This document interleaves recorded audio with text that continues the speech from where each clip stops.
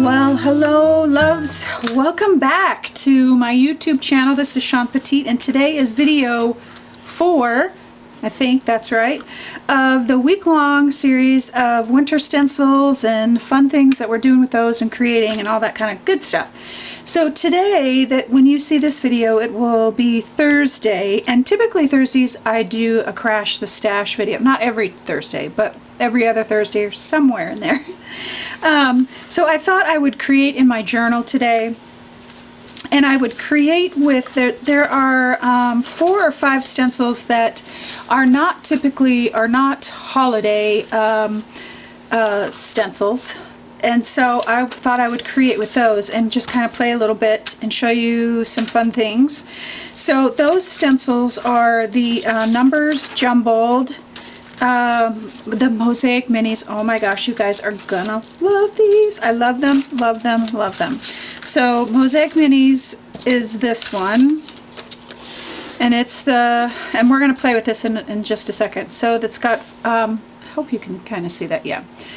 The patterns are fantastic. I'm just so happy. And then these are a larger version of so it's Mosaic Duos. And, oh, yes, yes. And then I took the Mediterranean stencils and created a mini version of that as well. So you can see that. Just makes me happy.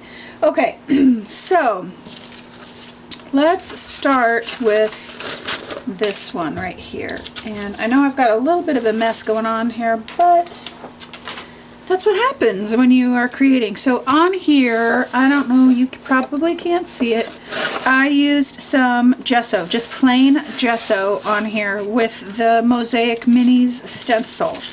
And I want you to be able to see the pattern, and I'm going to grab some raw umber and glazing medium. And the reason I'm always asked when is the time to use glazing medium, when is the time, it's just really, glazing medium is going to give me a smoother spread. And this is already really rough. It's got some gesso on it, and it's got the other gesso pattern, so I want a little bit smoother feel versus a wash. And so I'm using Deco Art's glazing medium. There's a lot of glazing mediums out there and a lot of expensive ones. This is really, I love this one because it's affordable. And so I'm going to grab my palette over here and just kind of hopefully get my brush clean. Alright, I think that's pretty good. So here I've got my raw umber, and I've got my glazing medium over here. And I like to keep them separate. It's kind of run together a little bit because I can pull my paint out and then pull my glazing medium out and really get the color and consistency that I want, instead of putting it all together. Then you've got a lot of stuff that in it, maybe it's too light, and then you got to add more paint or more glazing medium. So that's how I like to do my glazing medium, is pull it together so that I can determine how dark or light I want it. So I've got my rag, got my rag ready, and now and glaze makes it really smooth, creamy coverage. It just goes on really nice. It comes off really nice. Glaze gives you a working time to pull it back, and that's really what I typically use it for, because I'm pulling it back to reveal a pattern or to show off a texture of some sort. So I've got my rag and it's a little bit wet, and I'm just going to pull that back, and look at that. Look at how wonderful that is. So you can see, and I can pull this back as much or as little as I want, so I can go to a clean spot on your rag, because that will help you pull up more if you want to. Let me get my rag damp. I can pull that up just a little bit more if I want to get some of that texture from the gesso on there, and just all the goodness. Look at that. So you can really see the patterns of the, this is the Mosaic Minis. It makes me happy. And you can see how glaze works and what glaze I use. Okay, So now I want to just kind of walk you through what I'm going to be doing for this journal page. And this might seem kind of crazy, but I want to be able to create some texture, and not all over and not in a square. I wanted it to be real organic. And so what I decided to do was I just tore up some papers, and what I did, let me find my spots here. So I just tore a sheet of paper up and I just laid them down in the spots that I wanted them. I wanted the, I think this was over here. So you can see I laid my papers down where I wanted the pattern to go. And then I took my stencil, and this is the Mosaic Mini, or Mosaic 1, not Minis, Mosaic 1. And I laid my stencil down and then stenciled over it. And then once I did that, I picked that up, and then I could pull my paper up and it gave me the line. So you can create whatever kind of line you want, thin, tall. I mean, I think there's lots of fun and exploration with this technique. So I will be doing that in my journal, and then I will be glazing. So I've got my glaze out here, but this fun little mixture over here is I knew I needed a lot because I was going to do this example, and then I was going to do my journal page and that kind of thing. So I mixed up some modeling paste. This is Golden's. There's a lot out there. Deco Art has a great modeling paste.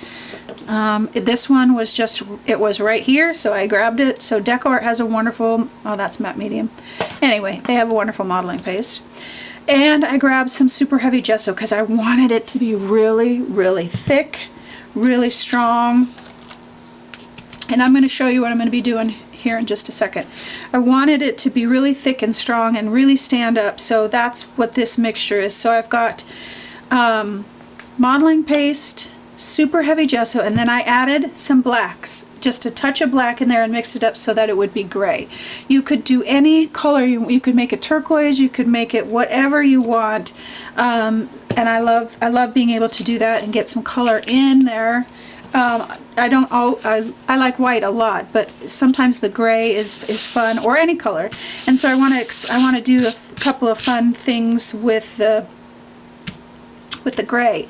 So the other thing that I'm going to be doing in my journal is I'm going to be let me get my brush clean out here. I'm going to be using the gray, and I'm going to come over with a wash of gesso, and let's talk about that just real quick. So I'm going to grab some gesso out and put it on my palette, and then I'm going to water that down. And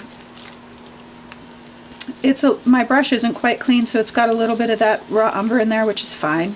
But you can see it's nice and watery because I want it to be super subtle as I cover my page, because in my journal page I will be laying down some papers and then the gray. And you're probably asking, okay, why do gray if you're just going to cover it up? But I want that white wash because I want there to be lots of layers and some variety and subtleties, highlights, that kind of thing. So I'm going to pull it back, and I can continue to pull it back, but I want it to be super soft because then I'm going to come back with some additional color over the top. So this kind of pushes that back, but it's not white and it doesn't diminish the pattern, and so it's subtle and it's soft. Plus it'll work well with, let me get my brush mixed out here. I pick up some of that glazing medium that we mixed up. Plus it'll work really well with the glazing medium as one more layer of softness and subtleness together. So I will be doing a wash, I'll be laying down some papers, but really just kind of playing with the Mosaic minis. I'll be using the numbers jumbled stencil. Let's see, what else am I going to be doing just to explain to you, and then I'm going to just turn on the camera and create and not talk through the whole process for this video. So let me see. I think, oh, And I'm also going to be laying down some, once I get all my colors down and everything, I've got just some circles that were cut out with a circle cutter, but it was a scrap that I had that has crackle paint on it, and I thought this would be perfect in my project. So that is the plan. That's what I'm doing and the techniques that I'll be using, and if there's anything else throughout the video that I need to explain, I will let you know. But otherwise, let's get creating.